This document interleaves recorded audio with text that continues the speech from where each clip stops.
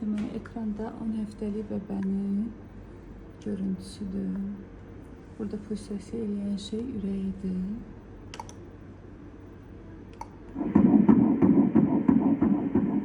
Əladır yavruları. Bu amniotik zardır. Yəni burada ana bətində kisə və kisənin içində də bir kisə. Onun içində bəbə.